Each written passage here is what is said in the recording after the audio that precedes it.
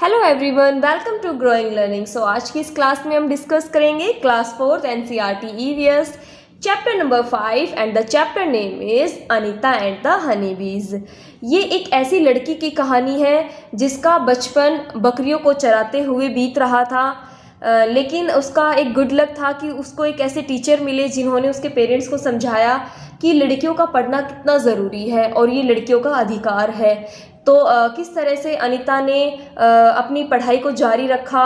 उसके पेरेंट्स के पास इतने पैसे नहीं थे कि वो उसकी फ़ीस अफोर्ड कर पाए, तो उसने छोटे बच्चे को ट्यूशन पढ़ाना स्टार्ट कर दिया जिससे कि वो अपनी पढ़ाई के सभी खर्चे उठा सके। उसने धीरे धीरे पढ़ना शुरू किया। उसके ज़्यादा अच्छे मार्क्स नहीं आते थे, लेकिन उसके अंदर एक पढ़ने की लगन थी, उसके अंदर एक क्यूरोसिटी थी टीचर से क्वेश्चन पूछने की। फिर उसने वो थोड़ी और बड़ी हुई, वो 6-7 क्लास में आ गई। उसके बाद उसने एक गवर्नमेंट की तरफ से एक कोर्स उनके गांव में चल रहा था मधुमक्खी पालन का, एपीकल्चर का, तो उसने उस कोर्स को ज्वाइन किया। और एक सबसे इंटरेस्टिंग बात यह है कि जब उसने उस बी कीपिंग कोर्स को उसने ज्वाइन किया तो वो सिर्फ अकेली लड़की थी जो मधुमक्खी पालन वहाँ पे सीख रही थी और बाकी उस कोर्स में सभी लड़के थे। तो उसकी लाइफ इतनी इजी नहीं थी, काफ़ी स्ट्रगल भरी उसकी लाइफ थी। लेकिन सबसे बड़ी बात है, सबसे बड़ी चीज़ जो उसके अंदर थी, उसकी साहस और उसकी हिम्मत, जिसके चलते आज वो लड़की एक गर्ल स्टार कहलाती है। गर्ल स्टार प्रोजेक्ट के अंडर उसकी स्टोरीज़ दिखाई जाती है। सो पढ़ना स्टार्ट करते हैं इस इंटरेस्टिंग स्टोरी को। आपको बहुत कुछ इस चैप्टर से जानने को मिलेगा और आपको बहुत ज़्यादा मोटिवेशन भी मिलेगा कि जब एक साधारण सी लड़की इतना सब कुछ कर सकती है, तो जब आपको इतनी ज़्यादा फैसिलिटीज़ मिल रही है, फैकल्टी आपके पास, तो आप क्यों नहीं कर सकते। जब एक अनीता जैसी लड़की जिसके पास घर में मतलब इतने पैसे नहीं थे कि वो अपनी फ़ीस अफोर्ड कर पाए, वो 5-10 किलोमीटर दूर कॉलेज भी अपनी साइकिल से जाती थी। एक छोटी सी उम्र में उस लड़की ने इतना एक ऐसा मुकाम हासिल कर लिया कि आज उस लड़की की स्टोरी आप अपनी बुक में पढ़ रहे हैं। तो ये एक बहुत बड़ी अचीवमेंट है अनीता के लिए।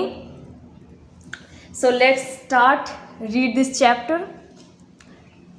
My name is Anita Kushwaha. मेरा नाम अनीता खुशवाहा है। I live in Bochaha village. मैं बोचाहा गांव में रहती हूँ।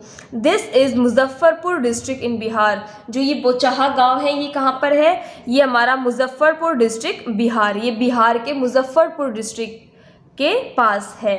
I stay with my parents and 2 younger brothers. मैं अपने माता पिता और अपने 2 छोटे भाइयों के साथ रहती थी। I study in college. अभी ये लड़की कॉलेज में जाती है। आई स्टडी इन कॉलेज, मैं भी कॉलेज में पढ़ती हूँ। Beside studying I teach young children. पढ़ाई के अलावा मैं छोटे बच्चों को भी पढ़ाती हूँ, मतलब वो ट्यूशन पढ़ाती है छोटे बच्चों को। आई ऑल्सो कीप हनी बीज। और मैं मधुमक्खियाँ भी रखती हूँ। All this has not been easy for me. तो ये सब मेरे लिए इतना आसान है, मतलब जितनी आसानी से मैंने आपको पढ़ा दिया और जितनी आसानी से आपने इस चीज़ को पढ़ लिया है, अनीता के लिए ये सब चीज़ें इतनी आसान नहीं थी। When I was young, जब मैं छोटी थी, I used to spend all my time with my goats as they gazed for food। तो जो मेरा बचपन था, जब मैं छोटी थी, तो वो बकरियों को चराते हुए मेरा समय बीत गया।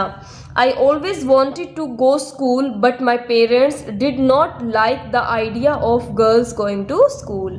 मैं हमेशा से स्कूल में जाना चाहती थी, स्कूल में पढ़ना चाहती थी, कुछ अपने जीवन में वो बनना चाहती थी, लेकिन जो उसके पेरेंट्स थे उन्हें लड़कियों का स्कूल जाना बिल्कुल भी पसंद नहीं था।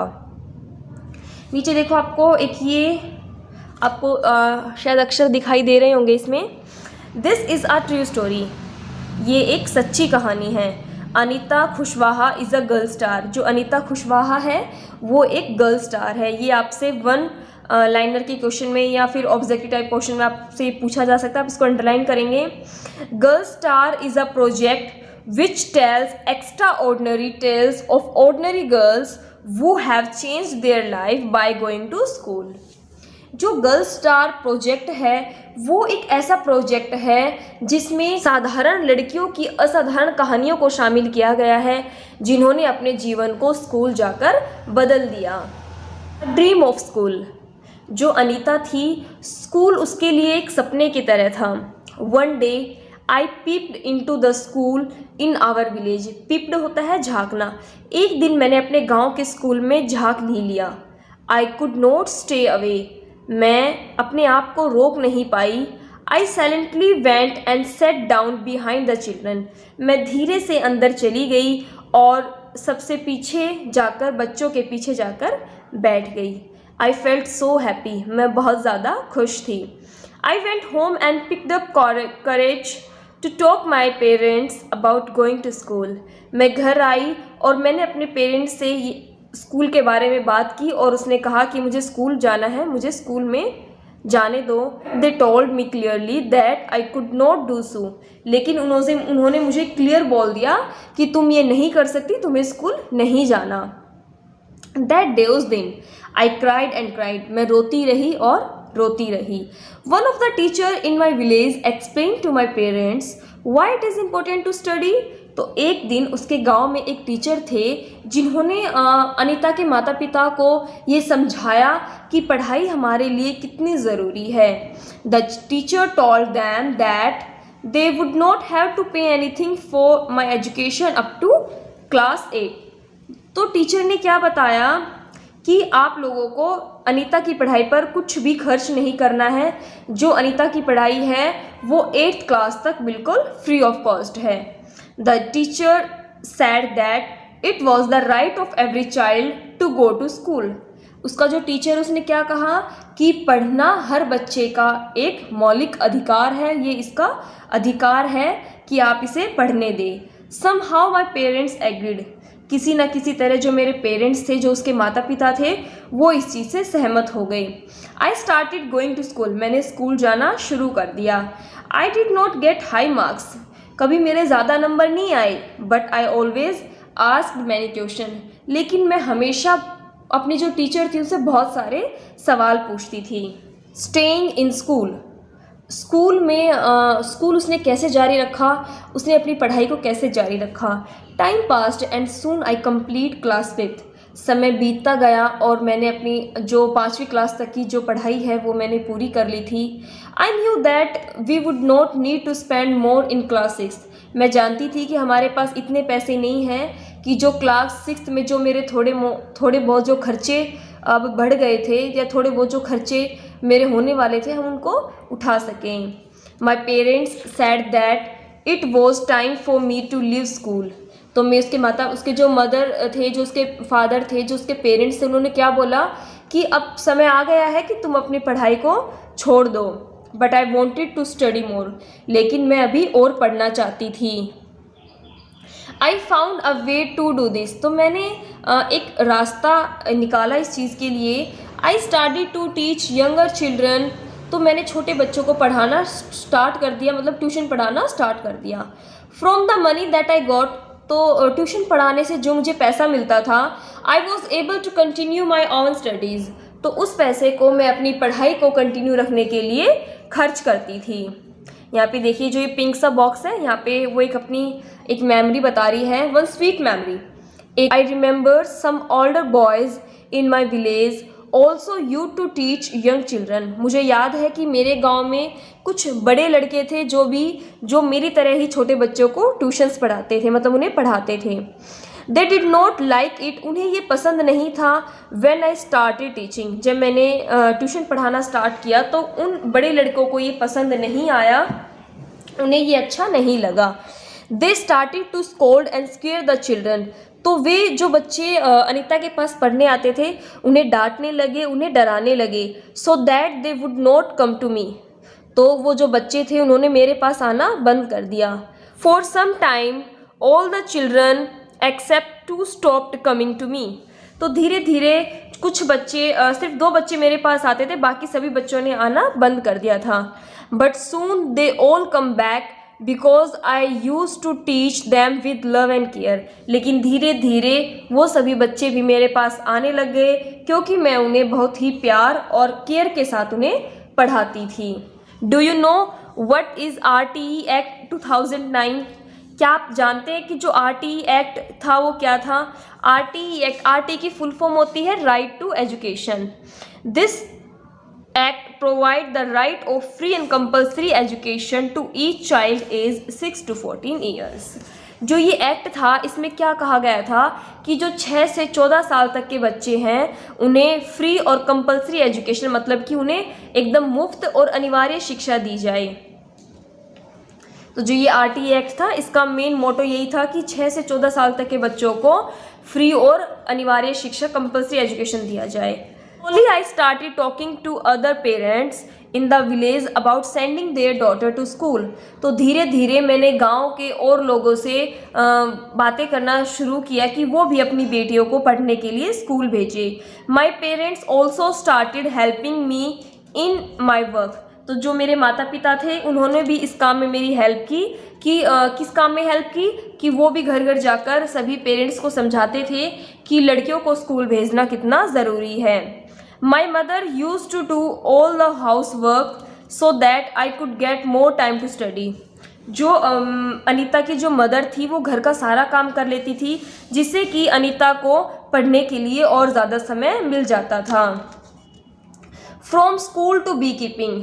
तो स्कूल से कैसे उसने बी कीपिंग करना सीखा, आगे इस चीज़ के बारे में बताया गया। उससे पहले आप ये पढ़ेंगे, यहाँ पे येलो जो ये बॉक्सेस में लिखा गया है, अ सीक्रेट, एक सीक्रेट बात है।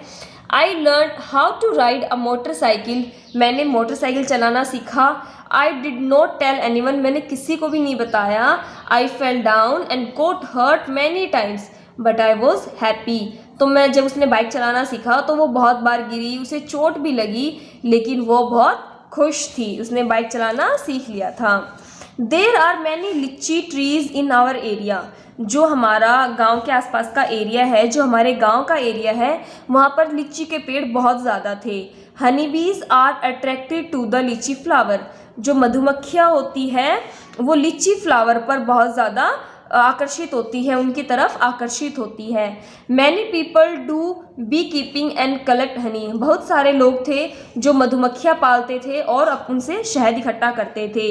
I thought that I also do this, तो मैंने सोचा कि मैं ये क्यों नहीं कर सकती, मैं भी ये कर सकती हूँ। I join a course run by the government to learn about this, तो सरकार की तरफ से जो कोर्स चल रहा था मैंने इसको ज्वाइन किया। I was the only girl in this course, तो उस कोर्स को ज्वाइन करने वाली सिर्फ मैं अकेली लड़की थी। During my training I found that honey bees lay their eggs from October to December, तो मेरी ट्रेनिंग के दौरान मैंने ये जाना कि जो मधुमक्खियाँ होती है वो अक्टूबर से दिसंबर के महीने में अंडे देती है। This was the best time to start beekeeping, तो जो ये बी कीपिंग का जो काम है ये सबसे अच्छा समय होता है अक्टूबर से दिसंबर में से स्टार्ट करने का।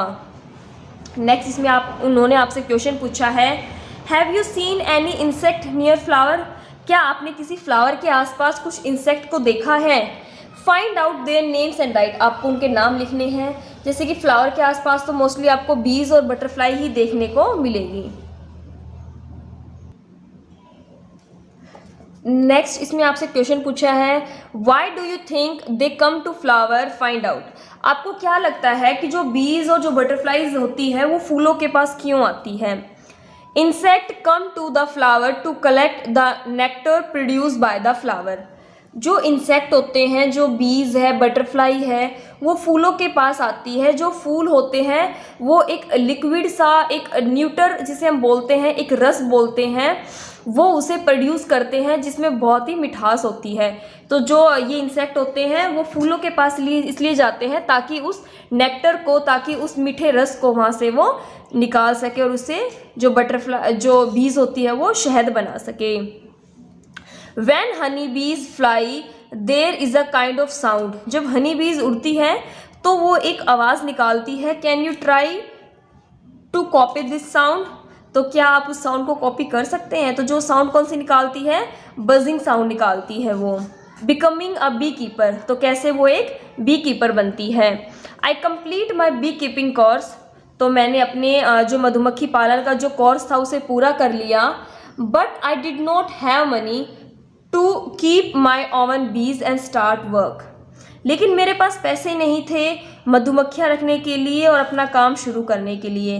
Continue to teach and with time could collect 5000, तो मैंने पढ़ाना जारी रखा और धीरे धीरे करके उसने कितने 5,000 रुपये इकट्ठे कर लिए। विद दिस मनी, इन पैसों की हेल्प से उसने क्या किया, I bought 2 boxes for keeping बीज, तो मैंने 2 बॉक्स खरीदे मधुमक्खियाँ रखने के लिए।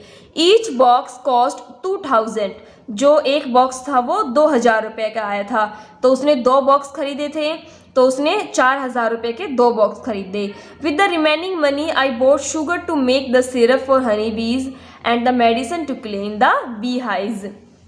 तो जो उसके पास पैसे बचे थे उसने उसे क्या खरीदा, उससे उसने चीनी खरीदी चाशनी बनाने के लिए, मधुमक्खियों के लिए चाशनी बनाने के लिए उसने चीनी खरीदी, और उसने दवाई खरीदी उस मधुमक्खी के छत्ते को साफ करने के लिए। वॉज इन सेप्टेम्बर, तो वो सितंबर का महीना था जब उसने अपना काम स्टार्ट किया था।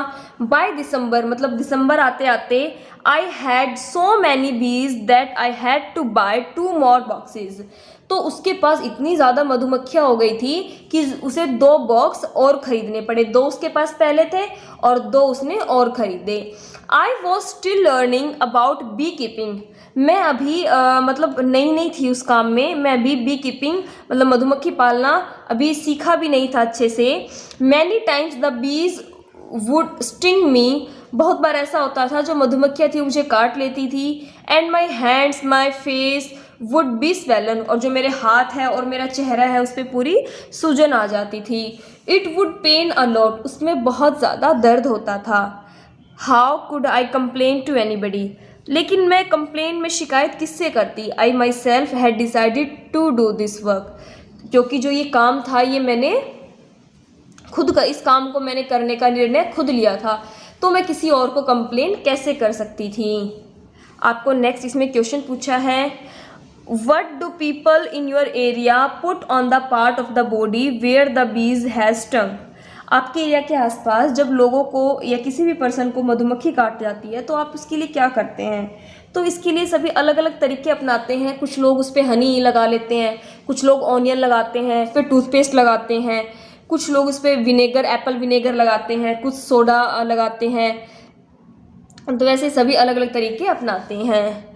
नेक्स्ट आपको हनी बी की पिक्चर बनानी, इसमें कलर करना और उसको नाम देना है। The litchi tree come to flower in February, तो जो लीची के पेड़ थे उनमें फरवरी के महीने में फ्लावर आते हैं। I put all my 4 boxes near the लीची ऑर्चर्ड्स, तो जो मैंने अपने बॉक्सेस थे उनको लीची के बाग में, लीची के बागों के पास मैंने रख दिया। आई गोट 12 kilogram of honey from each box, तो मुझे एक बॉक्स से 12 किलो शहद प्राप्त हुआ। I sold this Honey in the market, तो मैंने उस शहद को मार्केट में बेच दिया। This was my first earning from my बीज, ये मेरी पहली कमाई थी मेरी मधुमक्खियों से। नाउ आई हैव 20 बॉक्सेस, अब मेरे पास 20 बॉक्सेस हैं। वट, आगे आपसे इसने क्वेश्चन पूछा है, what will be the total cost of Anita 20 boxes, जो अनीता के पास 20 बॉक्सेस हैं उनकी लगभग कितनी कीमत है। तो जो एक बॉक्स होता है वो 2,000 रुपये का आता है, तो 20 बॉक्स कितने के आएंगे, तो 1 बॉक्स इज इक्वल टू 2,000, और 20 बॉक्स को आप 20 को 2,000 से मल्टीप्लाई करेंगे तो आपका आ जाएगा 40,000, मतलब कि 40,000 रुपये में उसके 20 बॉक्स आए। Every day I cycle to my college, हर रोज़ मैं साइकिल से कॉलेज जाती थी। My college in the town, जो मेरा कॉलेज था वो शहर में था। 5 किलोमीटर अवे, तो जो मेरा कॉलेज था वो मेरे गांव से 5 किलोमीटर दूर शहर में था। When I go to college, जब मैं कॉलेज जाती थी, my mother prepare the syrup for the bees, तो जो मेरी माँ है वो मधुमक्खियों के लिए चाशनी बनाती थी। My father looks after the bees and takes the honey out of the boxes, जो मेरे फादर थे वो मधुमक्खियों की देखभाल करते थे और उन बॉक्सेस से शहद निकालते थे। Anita is known by everyone in all the village near by, Anita को भी आसपास के गांव में सभी लोग जानने लग गए थे। She goes to all the village meetings and talks about how important it is for everyone to study, तो जो अनीता थी वो गांव की सभी सभाओं में अब जाने लगी थी और वो शिक्षा के विषय में बात करती थी कि जो पढ़ाई लिखाई है वो हमारे लिए सभी के लिए कितनी ज़रूरी है। Sometime peoples make fun of her, कुछ मतलब कभी कभी ऐसा होता था कि लोग उसका मजाक बनाते थे, but Anita knows what she want to do, लेकिन अनीता जानती थी कि वो क्या कर रही है। She does exactly what she wants to, वो वास्तविकता तो यही थी कि जो वो करना चाह रही थी वही कर रही थी, लेकिन कुछ लोग थे जो उसका मजाक बना रहे थे, लेकिन अनीता को इस चीज़ से कोई फ़र्क नहीं पड़ रहा था। Anita wants to become a wholesaler, जो अनीता थी वो एक थोक विक्रेता बनना चाहती थी, so that she can help the villagers to get the right price for their honey, ताकि वो अपने गांव के लोगों की मदद कर सके, उन्हें शहद का सही मूल्य मिल सके। नेक्स्ट इसमें आपसे क्वेश्चन पूछा है कि Anita and other in her village get ₹35 for 1 kilogram of honey, how much does 1 kilogram of honey cost in your town. जहाँ थी उसके गांव में जो शहद था वो 35 रुपये किलो मिलता था, तो आपके एरिया में कितना मिलता है आपको वो लिखना है। तो आपके एरिया पे डिपेंड करता है, आप 250 है या 200, 250 भी होता है, 270, 300 भी है कहीं कहीं पर, तो वो आपके एरिया के हिसाब से उसका प्राइस है। What are the different colour of honey that you have seen, आपने जो शहद है उसके कौन कौन से डिफरेंट कलर देखे हैं। तो ब्राउन होता है, गोल्डन होता है, अगर आपने कोई और कलर देखा है तो आप वो भी लिख सकते हैं। मेनली इसमें दो ही होते हैं, brown and golden. Is Honey used in your house, what is it used for, जो हनी है वो क्या आपके घर में यूज़ होता है और उसके क्या क्या यूजेस हैं। जो हनी है उसको आप कोल्ड और कफ में यूज़ करते हैं, स्किन प्रॉब्लम में यूज़ करते हैं, इन्फेक्शंस में यूज़ करते हैं, घाव को भरने में भी हनी का यूज़ होता है। एवरी बीहाइव, अब आपको बीहाइव के बारे में और बीज के बारे में बताया गया कि बीहाइव में कौन कौन रहता है और वो कैसे काम करते हैं। Every beehive has 1 queen bee that lays egg, हर एक जो मधुमक्खी का छत्ता होता है उसमें एक रानी मक्खी होती है जो कि अंडे देती है। There are only a few males in the hive, कुछ ही उसमें नर मक्खियाँ होती हैं। Most of the bees in the hive are worker bees, जो ज़्यादातर उस जो मधुमक्खी का छत्ता होता है उसमें वर्कर बीज होती है। These be's verb all day, जो ये मक्खियाँ होती हैं ये पूरा दिन काम करती हैं।